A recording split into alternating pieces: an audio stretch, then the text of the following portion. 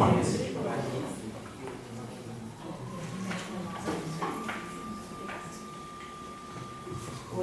estão me ouvindo, Luiz? Figurícias? Então, pessoal, como vocês já me conhecem, sabem que o meu coração está batendo na cabeça e tem milhões de borboletas no meu estômago, certo? Então, eu quero dizer para vocês que o meu trabalho é uma sequência didática com enfoque investigativo, contribuições para a formação de conceitos científicos no ciclo da alfabetização. Para aqueles que já me conhecem, sabem que falou nos meus pequenininhos, como eu chamo, o meu olho brilha e a lágrima corre, né? O meu nome é Vivian, vamos mudar este nome, que já mudamos, né? E o meu orientador é mais do que um orientador, eu ganhei um pai no mestrado, né? Que é o professor Nelson, e eu sei que ele está em casa torcendo por mim e pela Bia. Então, para a gente começar, eu vou falar um pouquinho de mim. Claro que nessa foto eu estou maquiada, né? Linda, com filtro. Então, eu sou a Vivian, eu estou fazendo 40 anos daqui a pouquinho. Eu sou de Escorpião, literalmente, né? Extremamente ansiosa, tenho problemas com pontualidade.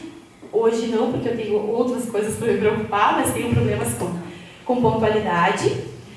E sou filha de pais separados. Os meus pais se separaram quando eu tinha 5 anos e a minha irmã 2 anos. E eu casei aos 17, né? Fiquei 20 anos casada. E do resultado deste casamento, eu fiz essa flor, que é o meu maior tesouro, que é a Eduarda.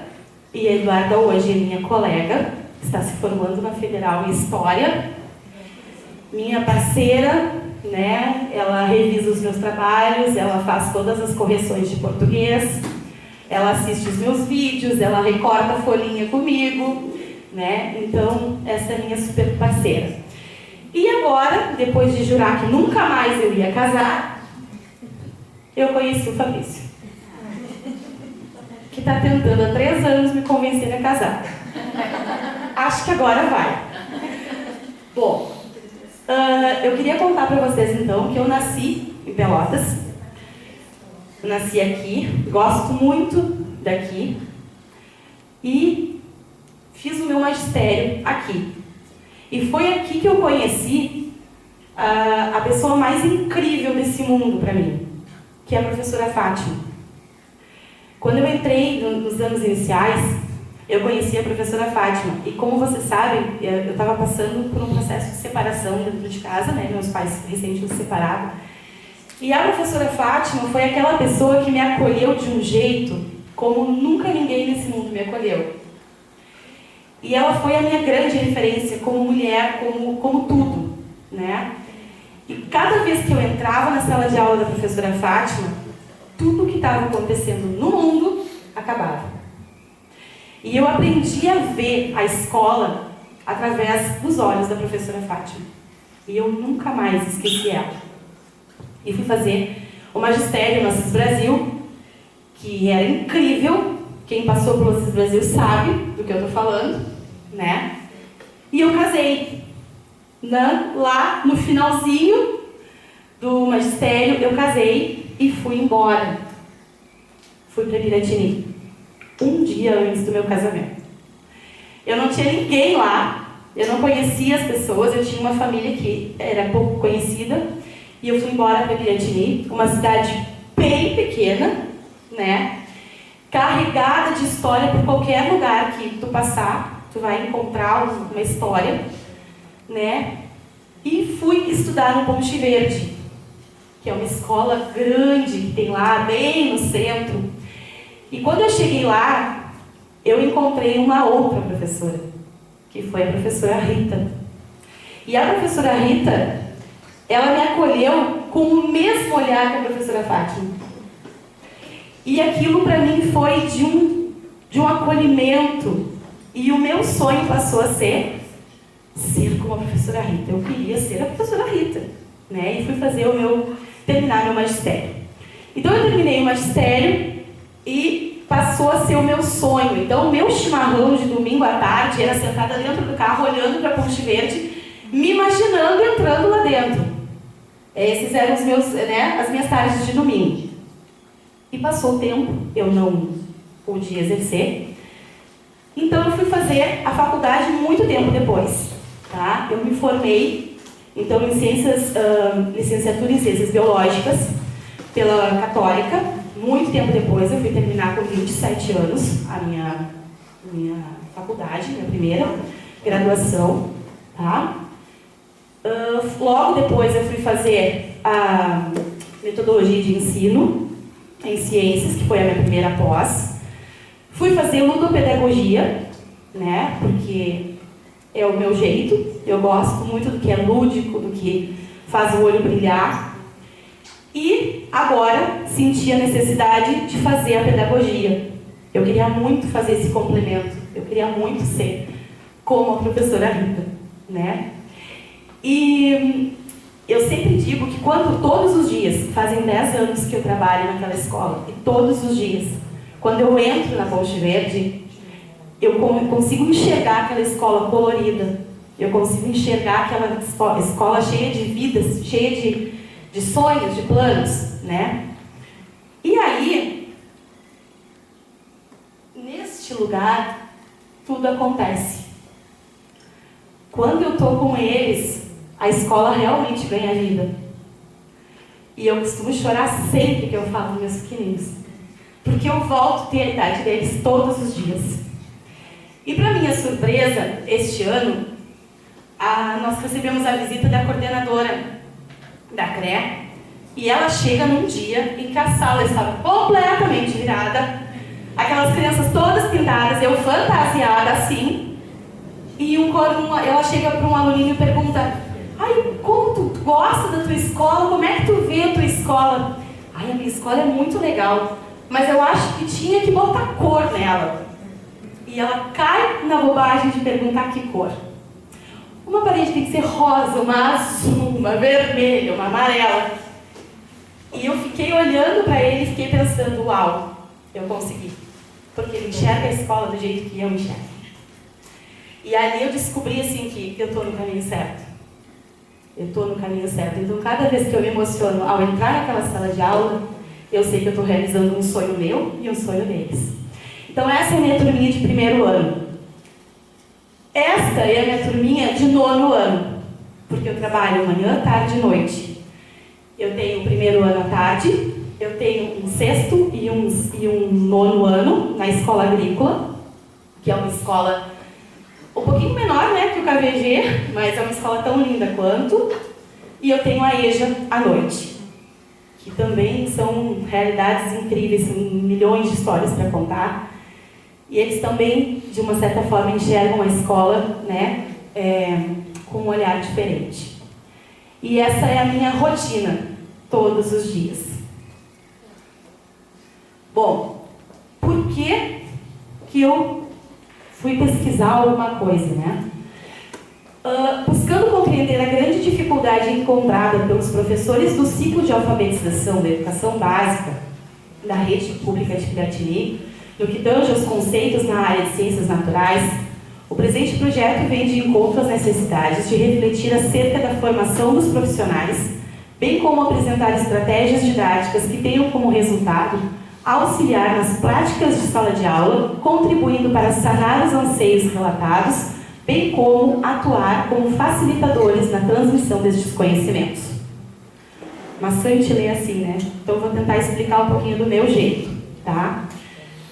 Quando eu comecei a estar na sala de aula com os meus pequenos, eu percebi que o foco do primeiro ciclo da alfabetização, né, dos anos iniciais, é ler. Eles querem ler, querem aprender a escrever, e esse é o foco. Eles nós, professores, passamos o ano inteiro focados nisso. E parece que os outros conhecimentos vão ficando meio que de ladinho. Quando é que o professor dos anos iniciais do ciclo da alfabetização se preocupa com as ciências? À beira da feira de ciências. E aí vem qualquer vídeo, qualquer livro, qualquer coisa para apresentar. E aí a gente acaba acontecendo sempre as mesmas coisas. Ou a gente fica limitado a sempre o mesmo tipo de temática, né? ou a gente vê experiências soltas, desconexas, né? Que os professores não se atrevem muito a dar grandes explicações. E aí a gente vai perguntar por quê. Porque não tem preparo, porque não tem informação, porque é difícil, porque fica longe, porque não tem material, né? Sempre várias questões. E outras ainda relatam, porque esses pequenininhos ainda não têm condições de aprender certos conceitos. Uau! Né? Será? Será que os nossos pequenininhos não têm mesmo essas condições de já começar uma alfabetização científica?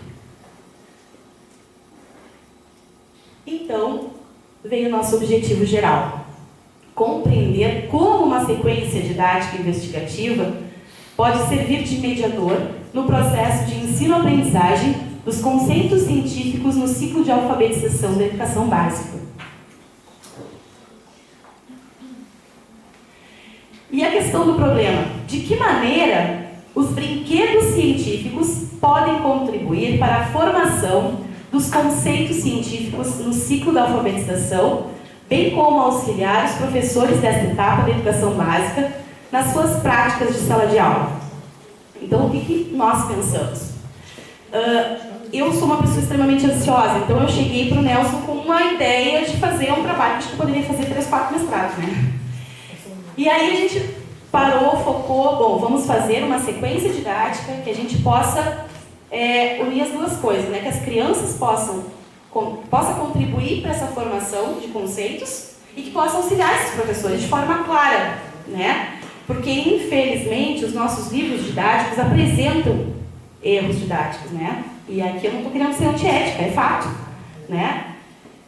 E outra coisa, os professores, alguns professores alegam não ter esse preparo, então eles não se atrevem a tocar esses conceitos, né? E o que a gente não pode julgar, né? Porque... E ainda fica aquele estereótipo de que a ciência ela só pode ser feita, a aula de ciência só pode ser dada dentro de um laboratório. Não é verdade. Não é verdade isso. Né? A gente pode, sim, ensinar os conceitos de ciências dentro da sala de aula e para os pequenininhos. Bom. A minha revisão bibliográfica está sendo realizada no Google Acadêmico, utilizando-se das seguintes palavras-chave: alfabetização científica nos anos iniciais, sequência investigativa, ensino de ciências, onde dos 483 artigos encontrados até o presente momento, foram descartados 428, pelos seguintes critérios: título da obra, divergência de conteúdo. Bom, ficaram 50 trabalhos. E eu comecei a fazer a minha revisão. Não preciso nem dizer para vocês, né? Uma pessoa ansiosa com 50 trabalhos na mão é um problema. E eu surtei. Literalmente surtei. E aí eu fui conversar com o Nelson e disse para ele: eu estou apavorada, eu estou em pânico, eu vou parar. Calma, relaxa, respira e recomeça. E aí a gente partiu, então, para um outro foco, né? E aí eu ganhei um novo amigo, que foi o Vygotsky. O Vygotsky é meu íntimo agora. Só falta que eu ainda tomar chimarrão. Tá? Então, o nosso estudo estará imerso, né, na teoria histórico-cultural, com base nas obras de Vygotsky, 2001-2018, onde aborda aspectos relevantes para tal pesquisa, como o uso dos instrumentos e signos empregados na mediação do processo, a ressignificação dos pseudoconceitos, a acomodação dos novos conhecimentos e a importância da ludicidade e imaginação na aquisição e internalização dos conhecimentos científicos. Bom, aqui eu não citei, mas eu gostaria de acrescentar algo, que é a imitação, né? Então, quando os nossos pequenininhos começam a ver que a ciência pode ser reproduzida dentro da sala de aula, né, com brinquedos e com materiais que eles possam utilizar, eles vão seguir reproduzindo isso. E vai despertar o interesse. E aí, quando eles chegarem lá no 9º ano, a gente não vai ter aquele problema, né, Kátia? Não sei, nunca vi, é difícil, é de outro mundo. Né? Se lá no inicinho, eles começarem a ouvir certas palavrinhas, né, e certos pseudo-conhecimentos, né, que vão vir a virar, de fato, conhecimentos científicos. Tá? Então, esse meu amigo, que está íntimo, tá me esperando em casa para a gente continuar o papo, tá? O meu referencial metodológico, então, serão os textos de Damiani, né, 2012 e 2013, que vão, então, uma intervenção pedagógica, né, do tipo sequência didática. O meu referencial de análise de dados serão IAN, né, que vai apresentar, então, as 5 técnicas, né, analíticas de compilação, desagrupamento, regrupamento, interpretação e conclusão, tá? Bom, o meu cronograma, eu tenho um problema com datas, eu já falei isso, né?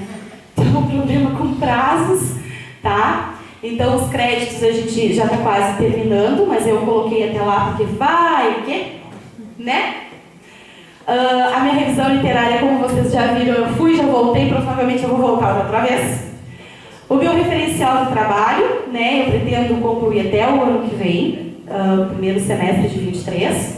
A qualificação, o Nelson já me disse que será em primeiro semestre do ano que vem, e eu agora acredito nisso, e vai ter que ser. O meu produto educacional, a elaboração, já está sendo, né? Agora, nesse semestre e no próximo. A aplicação será no próximo. E a minha defesa de dissertação, se Deus permitir, vai ser no final de 23, tá?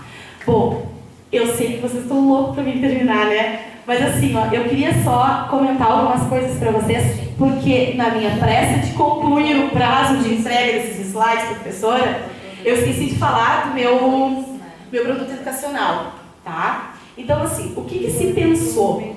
E realmente se pensou, não tem nada escrito, não tem nada de nada. Foi um pensamento. A gente quer fazer alguma sequência que traga para os professores algo bem objetivo, bem claro e fácil de trabalhar. Bom, se um dos problemas é que a gente não tem formação, que a gente não tem algo mais acessível, então essa sequência didática, a gente gostaria que contemplasse o seguinte, que ela tivesse, primeiro, o conceito que vai ser trabalhado, né, porque a gente acha milhões de videozinhos com brinquedos e práticas no YouTube, né? Mas ele não está deixando claro ali para o professor qual é o conceito que está trabalhando, qual é a habilidade que está desenvolvendo, as possíveis hipóteses, o que as crianças vão perguntar, porque as crianças nos enchem de perguntas, né? E muitos dos professores acabam não trabalhando esses conceitos por medo de dizer que não sabem, né? Porque alguns professores construíram isso de que tem que saber. Então, tá, tem 3 minutos ainda. Beleza. Então, que traga assim, ó, o conceito a ser trabalhado, a habilidade, né, o material a ser usado, o modo de fazer, porque o ideal é que seja feito na sala de aula com eles, né, o modo de aplicar, possíveis hipóteses, né, o que os alunos podem vir a perguntar. Então, assim, a ideia é que seja o mais... Todo mundo está sim. Mas todo mundo eu já estou aqui. Sim. Então, assim, a ideia é de que seja o mais claro, o mais objetivo e o mais rico possível para que esses professores possam de fato, então, trabalhar com tranquilidade, né? Outra coisa que eu não disse, já que eu tenho 3 minutos, né? Dois. Então, a nossa cidade é uma cidade de interior, tá? E a maior parte das escolas, para não dizer todas, mas a maior parte, tipo 90% das escolas de Piratini, elas são escolas rurais, né? Nós temos escolas a 1h30 até 2 horas da cidade, em estrada de chão. Né? Então, assim, é difícil de chegar lá, é difícil do material chegar lá, é difícil de alguém ir dar uma palestra lá, é difícil até de alguém querer ser nomeado para lá. Né? Então, tudo isso a gente tem que levar em consideração. Então, essa sequência didática, ela vai ser aplicada numa turminha de 2º ano, que eu estarei à frente ano que vem. Eu vou fazer esse material, eu vou aplicar em sala de aula, mas a ideia é que essa sequência didática possa ser usada lá na escola do interior. com os mesmos materiais que forem construídos para a escola da cidade, né? Para que os professores tenham as mesmas oportunidades e o mesmo modo de trabalhar, né? E, claro, os resultados talvez serão diferentes, porque as realidades são diferentes, os contextos são diferentes, né? Mas está ali, está à disposição, né, para que esses alunos possam começar a sua alfabetização científica, possibilitando que eles tenham esse maior pensamento crítico e que vejam que a ciência ela pode ser feita em qualquer lugar, por qualquer um, em qualquer momento da vida. Acho que é isso, eu vou respirar.